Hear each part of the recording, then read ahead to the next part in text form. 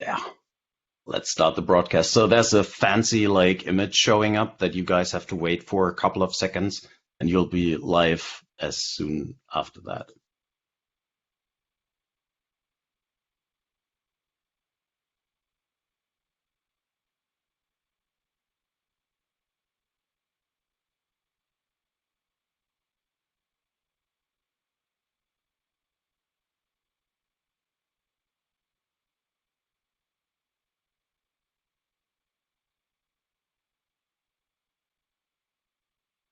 Hey all, welcome to another edition of the OpenDevHour.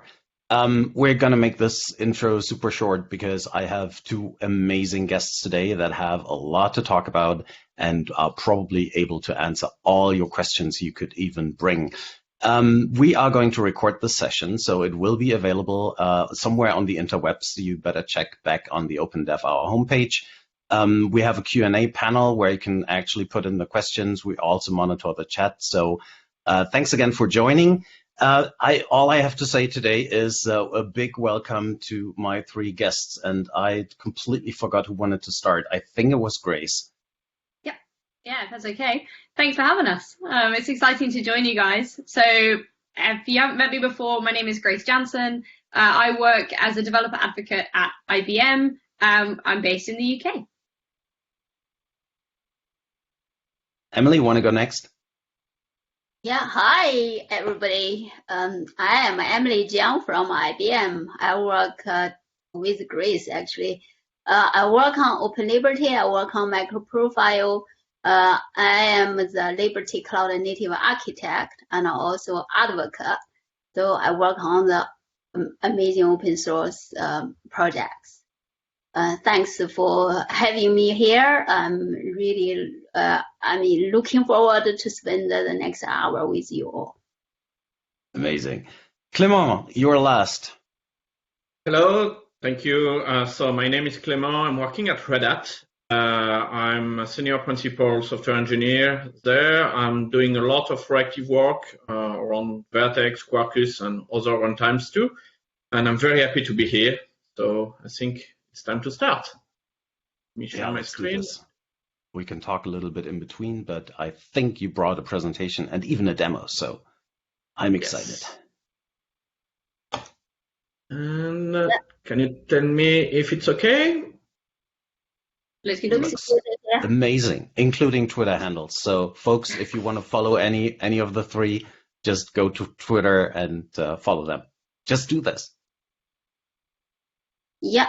So let me get started here. In this session, we are going to talk about what's new in MicroProfile Reactive Messaging 2.0. It was just released earlier this year. And Clément and I spent a lot of time in these new features. And we will split this presentation in like 4 parts. So we talk about MicroProfile first, just in case you have not heard of MicroProfile or you are not up to date with MicroProfile news. And then we will talk about reactive, and then we will talk about reactive messaging. And finally, Clément will give a really amazing demo to demonstrate what MicroProfile reactive messaging is like. So first of all, what is a MicroProfile? So MicroProfile is the open source community. It defines specifications for cloud native Java applications. You can do like microservices using MicroProfile APIs, or you can even do the modular like a monolith. So everything is kind of, if you consider to do cloud native, the first thing you should consider is to look at MicroProfile APIs. And then this MicroProfile community is completely open. So basically welcome all of you to come here to like share ideas.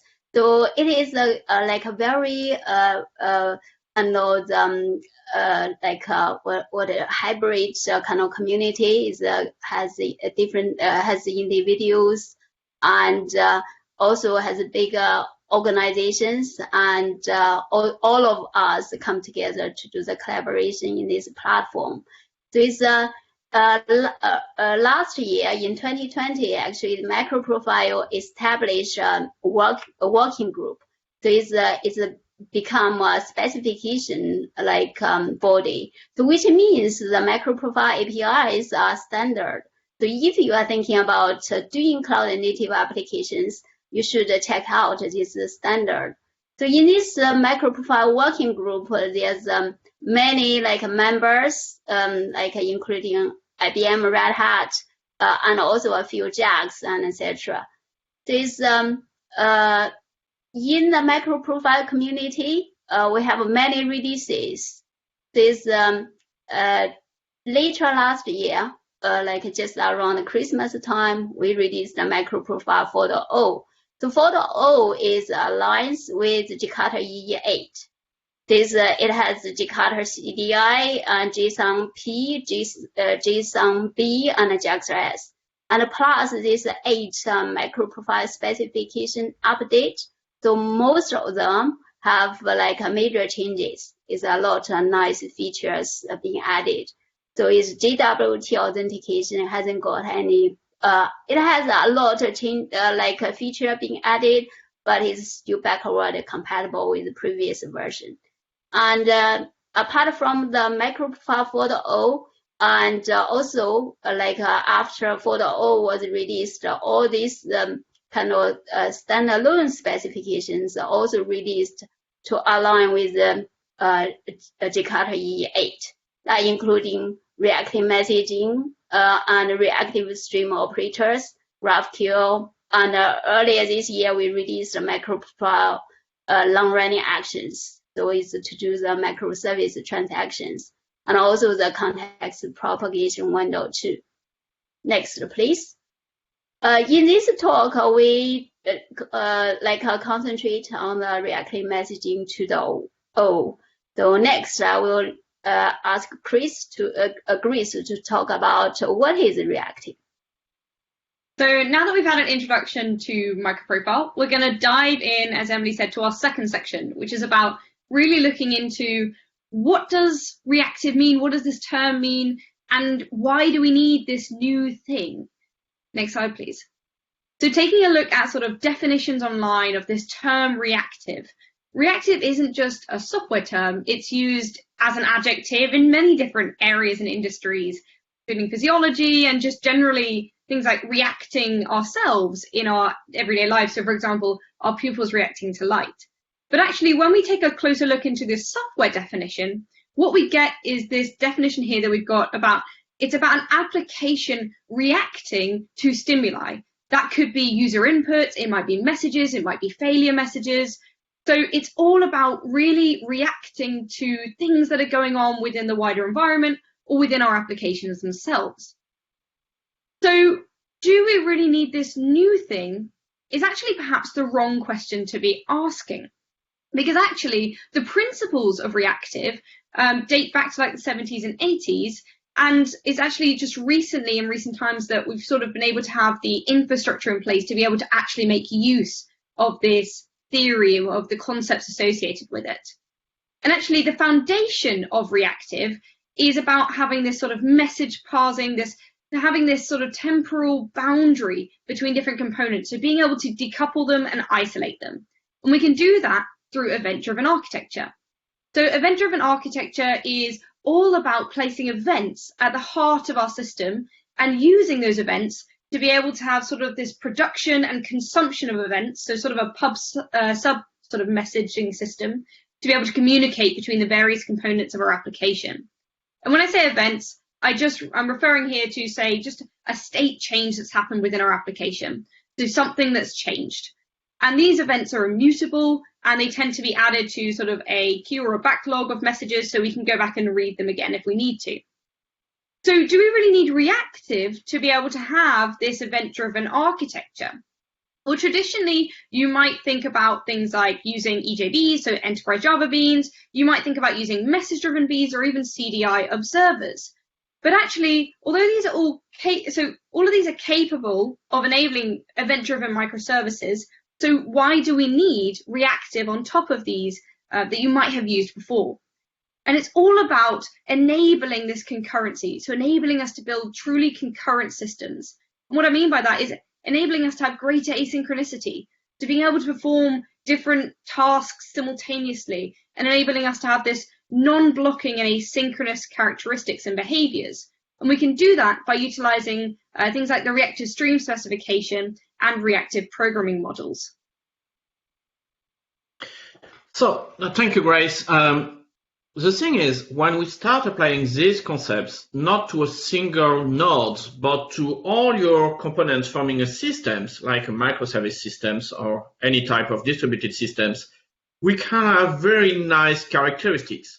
However, because all distributed systems, they are going to be complicated. And there is no better definition of a distributed system as this one from Leslie Lamport that basically said that a distributed system is a system that fails. Whatever you do, you can use the latest technologies or you can still rely on Corba, it's going to fail. Why? Because as soon as you cross the process, as soon as you leave the process space, memory space, you enter the Wild West. You can have message loss, the network is unreliable, everything is slow because latency is not zero, and so on. So since the 60s, since the beginning of distributed systems, we are struggling, and we are still struggling today. Reactive is one way to try to improve this situation, to try to build better distributed systems. So why? Because in the recent years, distributed system is still very hard, still very challenging, but in addition to that, it gets even more, eyes on it. First, users. Well, come on, if we would not have users, things would be much, much simpler in the IT world, but we do have users. And users are kind of picky. They want the latest features, they want it fast, they don't necessarily understand why your database or hard disk failed, or why your data centers is got a power outage. They don't care. They are no use to the Google experience. It's blasting fast and never failed. So you need to try to bring such kind of experience without having the pocket of Google. Then there is new domains such as IoT or mobiles where, these applications are never sleeping. Since the beginning of our presentation, you are probably got, I don't know, maybe 10, 20 notifications on your mobile phone. IoT devices are always emitting events or message or records or measures. They never sleep. So all the techniques we were using at the late 90s, beginning of 2000s, which say, at 2 a.m. we don't care, we restart everything because nobody is using our service. We can't do that anymore because, this never sleeps. So with all the COVID and the work from home, a lot of attention has been put around security and the fact that you are accessing, systems, your enterprise systems from remote. So how do we enforce security? How do we handle that? What about authentications and SSO and things like that? And finally, one of the big revolutions that we have seen in the last 5 years is the popularization, or not necessarily only popularization, the big rise of events. Lots of modern applications are switching from more traditional request reply to be more event driven. So having an event backbone where you send events and you process events and so on. Many reasons for that. It's very suitable for IoT, but also for everything that is related to business intelligence. So the fact to have a real-time dashboards about what's happening in your systems, or tracking things, fleet management, and so on. So lots of events, and all those events, you need to manage them. So how does Reactive help for this? So Grace already explained that it will help us to build better or to build concurrent applications using non-blocking I/O and asynchronous construct, using reactive streams and reactive programming. But it will also help us to build responsive distributed systems. These distributed systems that we will call reactive systems, we are going to see them, will be based on 4 pillars, which are asynchronous message pacing, resilience, elasticity, and being responsive. Okay, but what's wrong with just using HTTP? It's a really popular sort of model to use, but actually when you think about it, it's getting kind of old. It's about 25 years old now, and although it's still evolving, we still have this central issue for reactive systems of this strong coupling that's needed. So having this strong coupling between the various services that you're trying to communicate between. And actually there's additional coupling in terms of uptime coupling as well that we need to consider. So the fact that, services that are interacting together, they need to make sure that they're both up, healthy, and ready to receive messages and send messages. And this is sort of another coupling that comes into play with HTTP, which can affect the ability for sort of that asynchronous behavior that we want to be having in these reactive systems. And it can become a potential point of sort of contention or failure. Now, we did try and combat that by adding in this sort of concept of circuit breakers.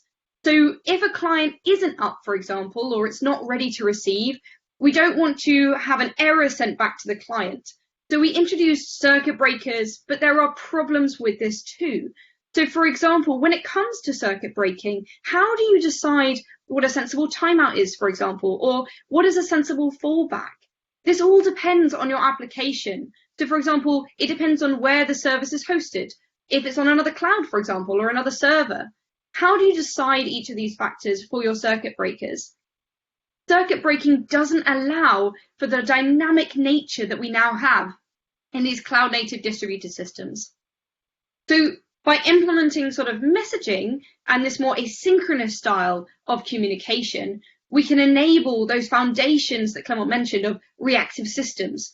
So we can enable things like responsiveness, we can enable that non-blocking asynchronous behavior, elasticity, being able to scale up the resources within our application, and resiliency as well.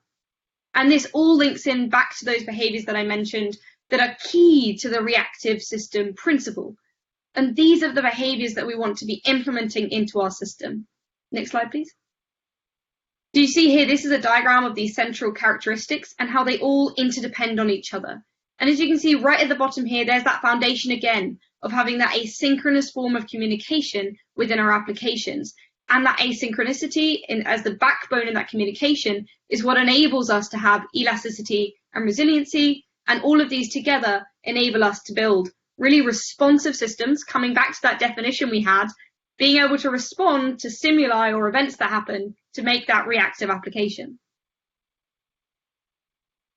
So if Grace mentioned the messaging, if you have like a Java EE or Jakarta EE background, immediately we think, oh yeah, I know. It's a JMS, MDB can do messaging. So basically JMS is kind of establish APIs, offer you APIs for you to send a message and receive a message. MDB is just like a message consumer. Yeah, you can do the messaging. However, there's a problem with it. For the JMS, you can send a message and etc., but it can't cope with non-blocking I/O. So the architecture is not based on asynchronous architecture. And besides, with JMS and MDB, there's no back pressure. So you can't build a responsive like a system. The third thing is that because JMS MDB is built like quite a few years ago, and it's built on top of XA transaction. XA transaction is not suitable for the cloud native application. So because of that, there's a very good reason for introduce this reactive messaging, as we kind of demonstrate here. So, and one thing that is key to understand about reactive is not about using multiple threads to be responsive. It's actually the opposite. Reactive comes with its own concurrency and execution model, where the idea is to use a minimum amount of threads and never ever block.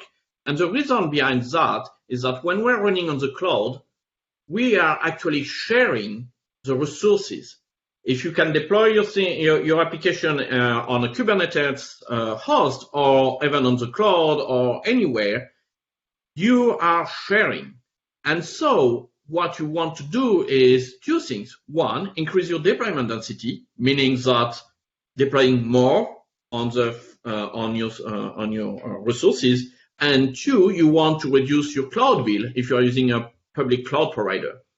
So if you use traditional way to build applications, they tend to use a thread per request model. We are going to see this on the next slide. But the idea here is that on every request, I have a thread.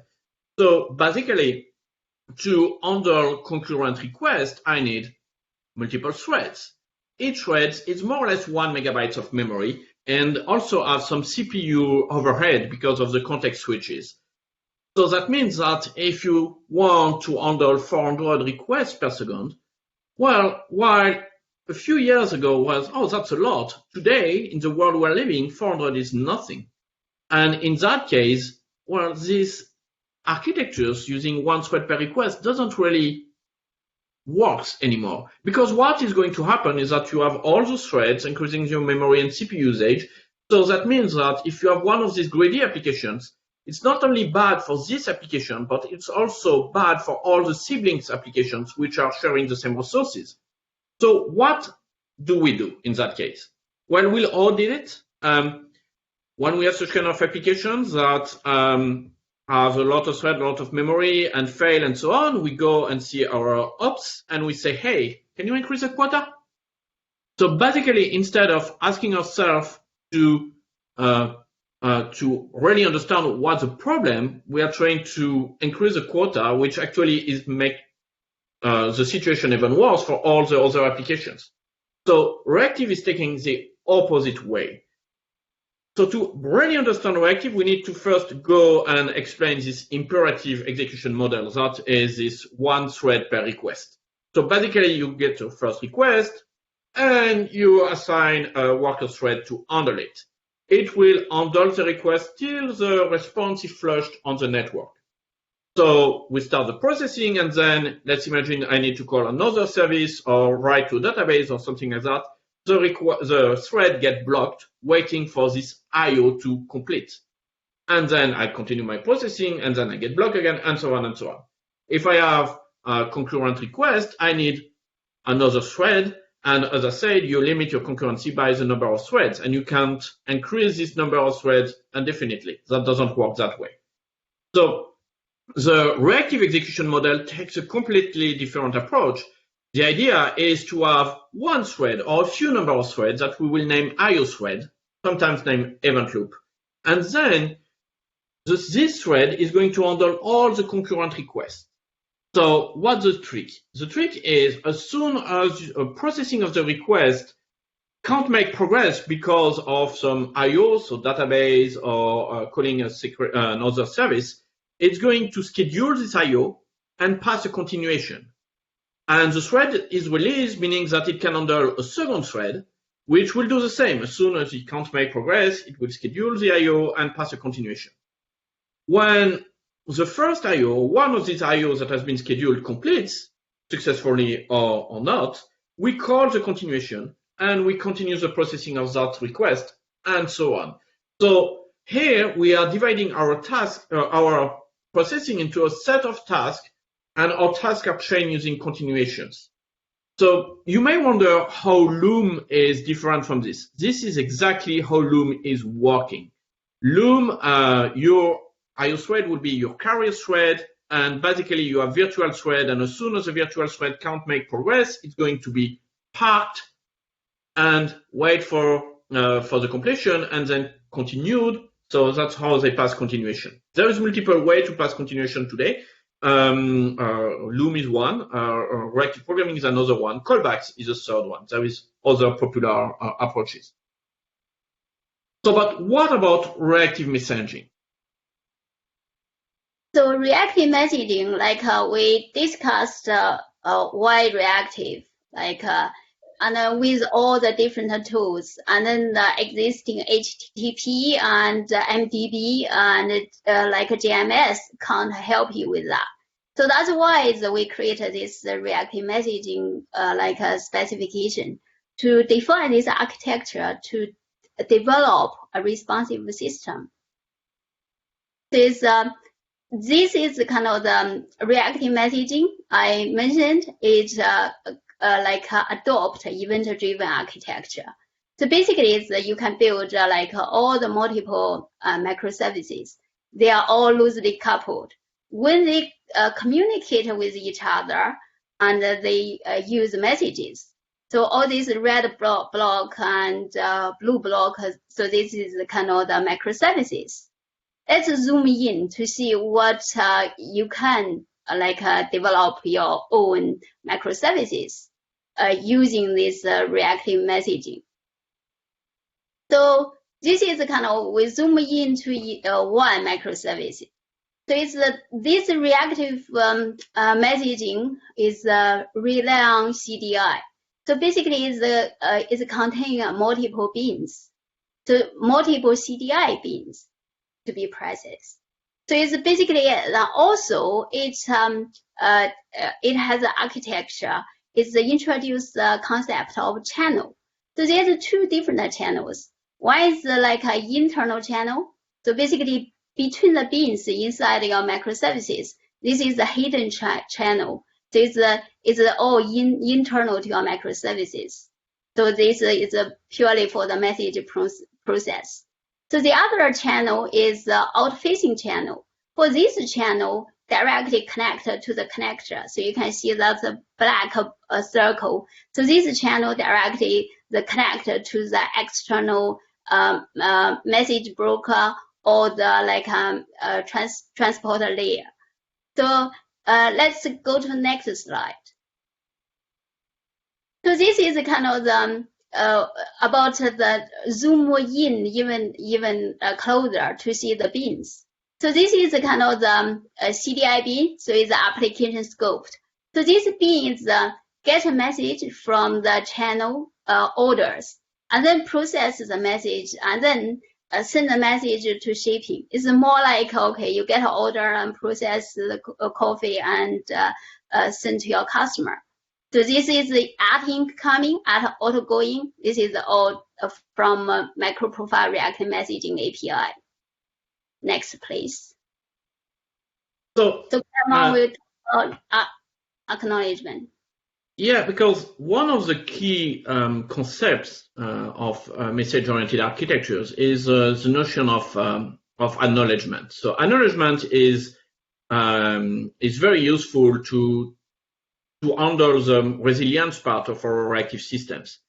By resilience, I mean that our system needs to continue to be able to handle the stimuli even when there is failures. So acknowledgement will let us inform that one of the messages that we receive was not processed correctly. Something bad happened. So, and then the whole application can decide what needs to be done, if it needs to be retried, sent to a DL queue, so a dead letter queue to be processed later, probably after inspection, or if we need to fail and stop the complete systems. This is very rare, but that's also happened. So reactive messaging comes with 4 acknowledgement strategies, and 2 are used by default, depending on the signatures you will use inside your applications. So basically, the most common one is what we call post-processing. That means that when I receive a message, I send it to a bean. This bean processes it. It will send to a channel, which will process another message, and so on. And when I reach the end of this chain, when we send this message to a broker, such as Kafka or whatever, we will wait for the acknowledgement sent by the broker and acknowledge the message, which will acknowledge the incoming message, which will acknowledge the incoming message, and so on, until we reach the incoming connector, where we have an acknowledgement strategy that will, well, in the case of Kafka, commit the offset. Well, not on every message. This would be bad for Kafka. But for example, for MQP, we mark the message as delivered, accepted and delivered. So having this chain is key because if at any point something bad happens, we will handle it and instead of NAC the message. But before going to see NAC, what are those other strategies we have here? So post-processing is what we have here. We have this chain, and when we reach the end of the chain, we acknowledge all the chain. Pre-processing is when you need to cut this chain, because there is some cases where I say, well, I know I'm sending these messages to some process. I don't care if they fail or not, and so on. They have their own retries, their own strategies to do this. So I don't want to be bound to that. I'm going to acknowledge a message right now. So pre-processing lets you do this. None, well, none is in the rare case where you use a message mechanism that doesn't have acknowledgement, such as MQTT with some quality of service. And finally, manual, it's where you do whatever you want. Instead of having the payloads, as we have in the examples that Emily showed here, like order, we can get the message envelope, which has a hack method. And here you decide when you want to acknowledge the message. So if you do fancy things and orchestrate several services and so on, you can use this to only acknowledge a message when things have been done correctly. So, but what happens when we don't have a blue sky and when things get south? Well, in Reactive Messaging 2.0, we have added the concept of NAC, which is a negative acknowledgement. So NAC means that if at some point in our chain something bad happened, we are going to NAC the incoming message, which will NAC the incoming message until we reach to the source of the message. And here we have a NAC strategy or failure strategy that will decide what needs to be done. It can be a retry, it can be sent to a DLQ, it can be a complete we stop everything. So you decide what you need. Depending on the connector, you have a set of strategies that are available. One thing that needs to be mentioned here is that reactive messaging is part of MicroProfiles, so combines very well with the rest of MicroProfile specifications. Just to mention two, typically NAC is also associated with health, and MicroProfile Health lets you describe or at least expose your state to your orchestrator, let's say Kubernetes. So you have a readiness, liveness, startup, probes, and the NAC, when something NAC, you can associate that to failing state, and this will be reflected inside your health. The other specification that is very interesting to combine with reactive messaging is fault tolerance. Fault tolerance comes with a set of annotations that let you describe fallbacks, retries, circuit breakers, and so on. And here you can use this annotation even in a message-oriented applications with your event-driven beans to decide what happens in case of failure, like, oh, I want to retry, or I want to protect this with a circuit breaker and so on. And that will work out of the box because we combine these specifications. So this has all been great for within your reactive system where everything is able to utilize reactive messaging. But what happens if you need a part of your application or a component, say a client, for example, that is imperative and isn't reactive? How do you bridge that gap between the imperative world within your application and the reactive? And this is where we've got additional improvements that have been introduced in Reactive Messaging 2.0 that help to enable this asynchronicity and the reactive characteristics and behaviors we've looked at within this interaction. So one of those is emitter. So as I said, this is again a new sort of feature as part of Reactive Messaging 2.0. And this adds sort of support to be able to allow emitting messages from imperative code using this emitter tool. So emitters form this bridge between the imperative and the reactive worlds, and they enable this asynchronicity. So an emitter essentially enables you to send things from imperative code to a specific channel within a reactive application. It uses the @channel annotation, so you can see here in our code sample, we're using the @channel orders, and it uses this channel to basically indicate what channel you're going to send your payloads or your messages on, and the actual emitter is the object to use to then send those payloads or messages. And it essentially is just a type of parameter, and then it takes a type of payload. So it really enables us to be able to communicate and bridge this gap between the two.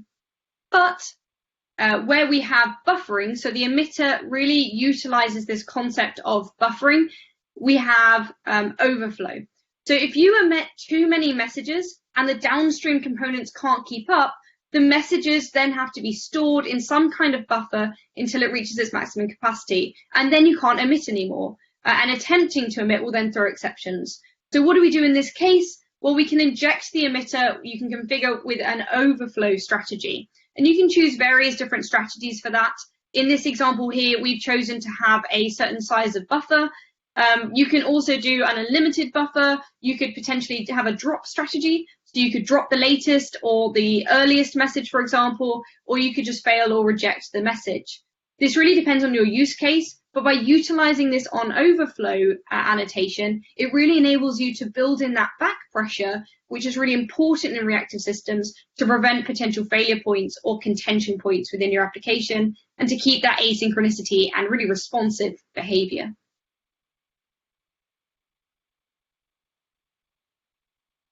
So you do, like Grace mentioned, like you can inject a channel and inject the emitter.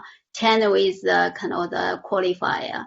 So also in the reactive messaging 2.0, we can like also support a publisher and also publish builder. Publisher is directly from reactive streams, and a publish builder is from MicroProfile Reactive stream operators. And I mentioned earlier, like in the MicroProfile Reactive Messaging 1.x, we have this channel concept. However, it's hidden. You like in your application, you won't be able to use the channel. Now is in the 2.0, we have this annotation like add channel, and then it's you can inject emitter, and then you can emit a message. And also it's like also we support you can inject a publisher and a publish builder. Why do we want to support also publisher, publish builder? So that's because when you do the emitter, so basically you can publish a message. But sometimes you don't really directly want to be the source. You want to be in the middle. Maybe you just get a hold of something and you push away. So that's why it's a very good idea to also support the publisher. And with this publisher, you can do the service send event. So you can do the just as a service send event, and you return the type is a publisher. You can just directly publish events from the source and to your client. So your client can just subscribe to this event. We mentioned a lot of things about reactive, and also we talk about channel, we talk about the connector, and all these kind of things, and emitter and publisher and etc. And then it's kind of, you're thinking, okay, where this message is going to be stored? Like, yeah, I can emit a message and etc. And at the end of the day, you need some messaging store, right? And you need to have a message broker. Like you want to utilize Kafka, or you want to utilize MQ or RabbitMQ or some other Amazon SNS and etc. So actually, this is all either the message brokers or some other messaging libraries. With this reactive messaging specification, you are free to connect any of them. So with the help of the connector. So in the earlier slide, we talk about channel, we talk about connector. Connector is the essential stuff, basically to connect your application to the external messaging brokers and all other messaging providers and etc. So how can you choose, okay, which connector do I need to use? If, for example, if you use Kafka, you will need to choose like a Kafka connector. For this connector, is not part of the specification, it's directly part of the implementation. So like a Quarkus reactive messaging, it supply a lot of different connectors. As you can see in the beginning, not many connectors, but there's a kind of the customers is asked, oh, can you add this connector? So this is the beauty of the MicroProfile Reactive Messaging. It's really flexible. So basically, it's just like a publish a set of APIs, and then you can plug in all sorts of things you like. All right, so enough talking. It's time to see some of this in action. So time to speak about demo, and Marcus is our host. And if you don't know Marcus, Marcus is a coffee lover. Marcus once told me that there is not such thing as too much coffee. So we are going to see and try to see if Marcus is right or Marcus is wrong. So we are going to use the reactive coffee shop demo that you have, that you can already check on this GitHub project. So there is all the instructions, and I updated the instruction yesterday, so it should be fine. And we are going to see the difference between a traditional HTTP model and our reactive systems. So on the left side, so the traditional HTTP model, it's like traditional, coffee shops where you go there, you go and see the bartender, you ask for a coffee, you go to the coffee machine, you prepare your coffee, come back, you pay, fine, you get your coffee. The tricky thing is that during that time, nobody else has been served. So there is a queue of customers behind you waiting for the bartender to deliver your coffee. So it's really blocking in that sense that it can handle only one thing at a time, and it is the limit. On the other side, we have, let's say, more modern or different coffee shops where you go there, you have a queue, you wait, you go to the bartender, you ask for your beverage, that's for your name, okay, they misspell it, that's part of the brand, and they pass this order to someone else, to the baristas, and they tell you, well, go over there to wait, which is kind of rude the first time if you're not used to that, but it's like, okay. But the idea here is that the bartender can get more orders while you are waiting. So, and that's the key thing. And we are going to see how this can be applied to systems and to our coffee shop here. So in this demo, I'm using Kafka, but we can use any of the connectors that Emily mentions, NATS, MQTT. Well, MQTT might be weird because of the acknowledgement, but SNS, Google PubSub, whatever you want, or even RabbitMQ, and we will see how we can build this. So what the problem with HTTP is that, and we are going to see that, on a peak of load, our concurrency is limited by the thread pool, and so we can't really scale much. And in that case, I will get cold coffee or no coffee. And that, according to Marcus, it's a pretty bad thing. On a failing barista, well, your order is lost and you get no coffee, and that's even worse. And on slow barista, you get cold coffee. Actually, I don't know what's worse, cold coffee or no coffee. Anyway, let's have a look at this. So I'm running my system over here. This is my coffee shop I have here, and this is my UI here. So be sure it's running. I'm going to refresh. Yes, it's there. So let's imagine Grace enters the traditional coffee shop, and Grace doesn't like coffee. Yes, but we have hot chocolate. So she can ask for hot chocolate, and it's in progress. Oh, it failed. Come on, let's retry. Grace. It failed again. So Grace, you won't get your hot chocolate except if we go and have a look at that. So what's happening here is that our application is calling our coffee shop service, calling our bar, and this coffee shop service is calling the barista service using our HTTP interaction. But here we have some kind of timeout, and it's exactly what Grace was telling us about circuit breakers. What are the sensible default here? So typically here I have 1.5 seconds timeout, and that doesn't seem to be enough in that case, so we need to increase that. So let's see this.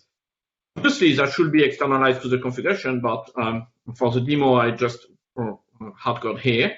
So, and now if I go back here, let's refresh the application. Okay, can Grace get an hot chocolate?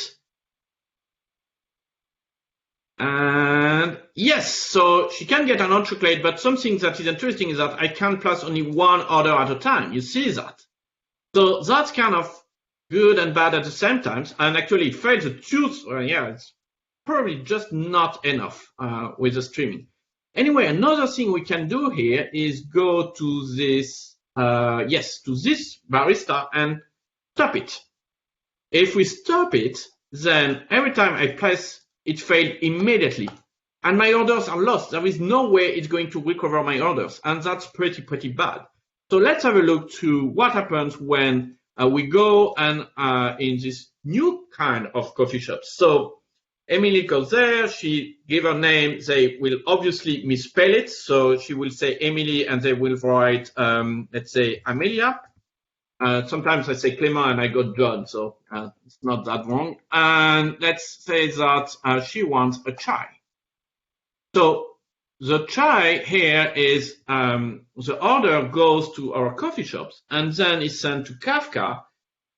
We have a Kafka barista taking care of it and preparing the beverage. So if we look at the code using reactive messaging, we are in this method here. So that we have here.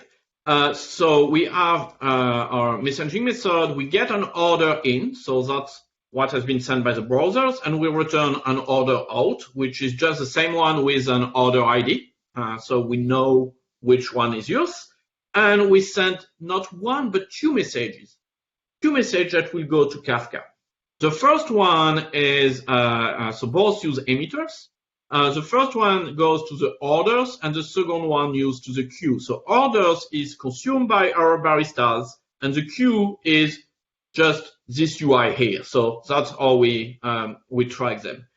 So in my code, I just set the order ID, send the two messages, and return it. Simple. On the other side, so in another process, our Kafka barista, well, we are doing something very simple. I read from orders, I write to queue. So I read the orders channels, write to queue, and I process and prepare my ordering here. I was preparing coffee, and preparing good coffee takes time. I have a thread.sleep in the middle, which is not reactive, but in Quarkus at least, and something that may come to the spec later, we have this ad blocking annotation that let us doing this. So now let's demonstrate this. So if I go to our coffee shop and I give my name, so they will write Jim, obviously, because I can't spell Clément correctly, and I need espresso. So if I need lots of espresso.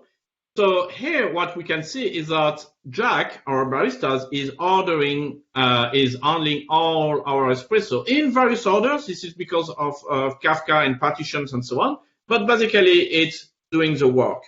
But let's imagine that we want to give Jack some help. What we can do is start a second baristas.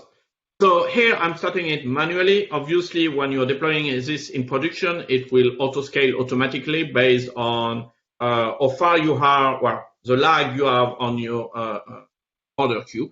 And now if I order lots of espresso, we see Jack and now it's Ava, our new baristas, that are going to share the load. So we can that way handle the load more efficiently. So this is the elasticity part of reactive systems demonstrated that way. So, but what happens if both Ava and Jack are doing a break or do something else? So let's stop Ava and let's stop the other barista. Is it stopped? Yeah, stopped. Okay, now if Marcus, so Marcus they can spell his name correctly. So yeah, Marcus is an espresso lover too, so I don't want to mess anything. So if Marcus asks for coffee, and believe me, he has nothing else too much coffee for him. So Marcus needs a lot of espresso. At that moment, nothing is happening because we don't have any barista. But as soon as we are going to start, that's this one, a new barista, it will start processing the message. And that's Sophia. Sophia is now handling our events. And if we decide to start another one, yeah, it might be too late. But basically, let's give Marcus even more coffee. Marcus, you're going to have lots of energy tonight. That is always a good idea, by the way. Yeah. So now we have Oliver that is also preparing your coffee. So what we have seen here is that in addition to the share the load, if something bad happens, like unavailability of 2 of my baristas, not a big deal. So durability provided by Kafka or other durable messaging will take place here and bring this temporal decoupling that Grace introduced earlier. That means that it's going to be handled as soon as we have a barista that is available. So let's go back here. Oh no, there is one last thing I wanted to show you is how this is configured. So to configure your channels and connectors, you need to map specific channels to a connector, and this is done in the application configuration. So here I'm using this is, which one is that? That's my barista. So I need to say that the orders channel that is connected here is handled by a Molrite Kafka connector. And I can configure my Kafka consumers, I can configure the failure strategy, I can configure the commit strategy, so everything we have seen there. So I'm just using the defaults. You don't need to configure the serializer and deserializer because here in Quarkus we can most of the time deduce them. Same thing for the outgoing. Same thing, my queue is on Kafka, so I'm connecting my queue channels on the Kafka connector that will manage it. And here I want to pass the serializer because that's one of the rare cases where we can't detect it and there is no trace in the code, but we are actually improving that. The last thing I wanted to show you is how the SSC part is working. So basically this is our dashboard. Instead of publisher or publisher builder, I'm injecting a multi. It can be any publisher implementation actually. A multi comes from Mutiny, which is what we use in Quarkus. And the trick is when we send as SSC, which is what I'm doing here, there is something that we need to know, and this is more an operation thing, but routers and proxy tend to cut SSC connection if there is no traffic for a couple of seconds, like 10 seconds, something like that. So I'm just sending pings frames to do that. That's why WebSockets are better than SSC, but we wanted to demonstrate SSC here. And basically that's how it works, and it's sent the SSC, and it's what I've consumed. Oops, where is it? No, okay.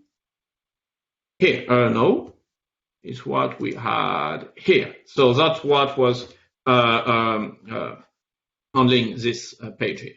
So let's conclude our presentation. So one thing we didn't mention, and actually Grace mentioned it, back pressure is a key element in reactive systems in the sense that you don't want to overload part of your systems. And what's happening with reactive messaging and the connectors is that we are implementing back pressure, end-to-end back pressure. So inside each application, Quarkus, OpenLiberty, and so on, we will have reactive streams, back pressure protocols, which is based on request. And when we send to the messaging middleware, we are bridging this reactive streams protocol to the messaging middleware. So for example, for MQP, we use the credits to do that. For Kafka, it's a little bit more tricky because we use the number of in-flight messages and things like this, and polling too. But we have end-to-end back pressure in such kind of cases. So let's conclude. So taking a look at the architecture side of things, comparing a more traditional Java enterprise application to sort of a reactive Java application. So with that traditional enterprise Java, what we saw during this presentation is that although you might be using sort of event-driven techniques and tools like EJB, MDB, and DDoS, you are still getting that blocking I/O, and it is more synchronous in terms of its communication and interaction between those various components. Whereas looking at reactive applications and reactive Java, we're getting that more non-blocking I/O, we're getting the more asynchronous behavior by utilizing things like pub/sub, so publishers and subscribers, and by utilizing a lot of the techniques that we've been mentioning throughout this presentation, like back pressure and event loops. It's Grace mentioned like all these kind of building blocks, the libraries, and enable you to build a reactive systems. However, you do need have the architecture. If you have a lot of shiny tools, you don't have the architecture, probably you won't build a really good reactive system. So that's why the kind of reactive messaging is here for. So it's basically it's bring your Java application to the next level. So in the traditional Java enterprise, basically it's also it has a blocking I/O, and it has EJB, MDB, and like distributed denial services. All these kind of it's just still like problems. So basically, it's you won't be able to get a very like responsive system. So with reactive messaging, and then you can achieve like a non-blocking I/O. You can do all lots of different things simultaneously, so asynchronous. And also you can build your application in a really loosely coupled way. You don't directly depend on the downstream service. So we have the concept outgoing, incoming. So basically you use messaging. I publish a message, yeah, I'm done my job. And then you're receiving your message, and then you process your message. And then that is all your responsibility. So you don't have more sources to get a failure. And also is the other is really, really important concept, which Grace and Clement all mentioned about back pressure. So with a normal system, these all kind of chain up. So there's this very tightly coupled. And then you invent something messaging. However, sometimes you need to make a downstream affect your upstream. So that's why the other really important concept is back pressure. So that's why we introduced in the MicroProfile Reactive Messaging 2.0 the concept on overflow. So with reactive messaging, we are allowing building new kind of system, a new class of systems, or event-driven, reactive systems, robust systems, and so on, that can address almost any of the new challenges we are seeing today. So the huge amount of events I mentioned at the beginning that we are starting to see going from Kafka or MQP or all of those message middleware we are seeing, we can all interconnect them under messages, write messages, process messages. We just scratched the surface of what reactive messaging can do. There is a lot more things. Typically, there is more than 20 type of signatures you can use. You can handle streams, you can do asynchronous requests, and so on. So all is supported, and you can really build the next level of the next type of applications, IoT, business intelligence, machine learning, all these. I wanted to thank you for attending this presentation. I wanted to also thank you, Marcus, to have invited us to talk about it. You can follow us on Twitter. So you have our Twitter handle here. So it's Grace, Emily, and myself. And now, if you want to see more, you have these two great pages. So the first one is Kafka getting started for Quarkus, and the second one is all the reactive guides from Open Liberty. Also, if you go and see the demos that are shown today, you will see that you can use Node.js, because Node.js can also be part of a reactive system, so it's not limited to Java. And thank you. And I don't know if there is any questions or if, it's just right on time. I'm amazed. Thank you three. It was amazing, and I really enjoyed watching your presentation and demo in particular. So there was one question that you kind of implicitly answered already, Clement. Why did these baristas work on their orders in a random, like almost random order? Shouldn't they be like sequential to a certain extent? I think that is like a typical enterprise customer question. Everything needs to be in order, right? So there is no chaos allowed.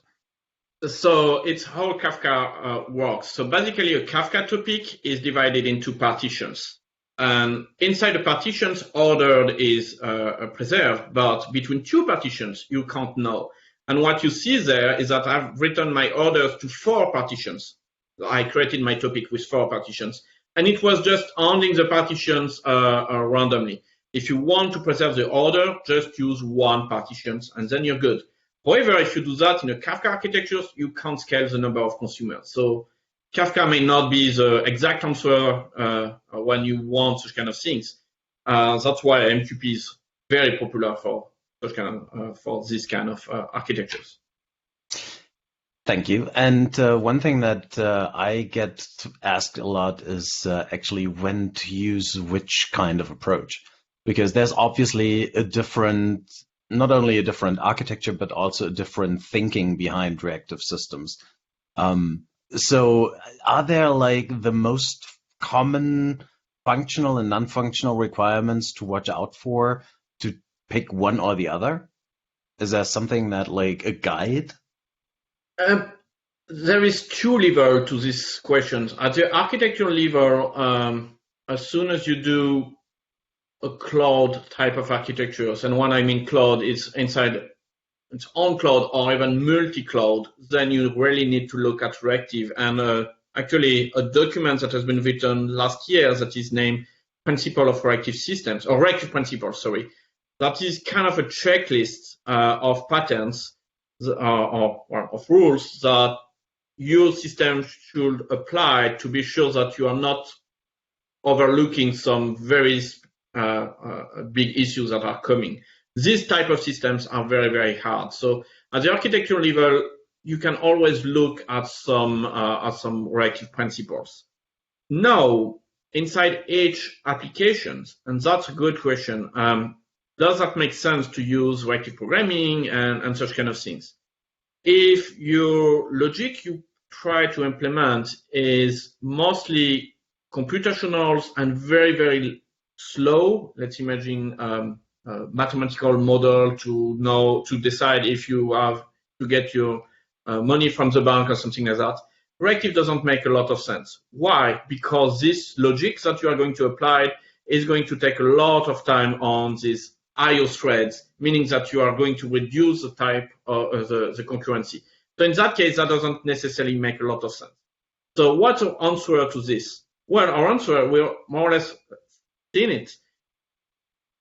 They don't need to be to use reactive and to be completely non-blocking. You just have a queue in front, like a Kafka, and you enqueue your requests there, and you process them once at a time, and you send the response in another queue. So you can still do it with a reactive system, even when facing such kind of things. There is a few cases where using reactive principles are very, very hard, but yeah, let's say that today, the state of the tools and frameworks we have developed make it suitable to most of the cases I'm seeing. Not everything. If you want XA transactions, don't use reactive. that's more or less it. But yeah, as Emily said, on the cloud, XA transactions are not necessarily what you want to use, but yeah. Perfect. Awesome. that's been it in terms of questions, at least from me. So thank you again for spending an hour with me. Thanks everybody for being live on the show or even listening to the recording afterwards. It will be available at red.ht/OpenDevHour, all camel case writing, so it's a little bit hidden on the EMEA website, but you'll find it. We're actually heading directly into the famous German summer break, which basically means nobody call me until beginning of September. There won't be any forwarded emails or anybody being available, so I'll be just off. If you need me, maybe you find me on Twitter. So far, thank you three. Talk to you soon after the summer break, and stay healthy, everybody, and protect yourself and the loved ones. Bye-bye. Bye. Thank you. Bye.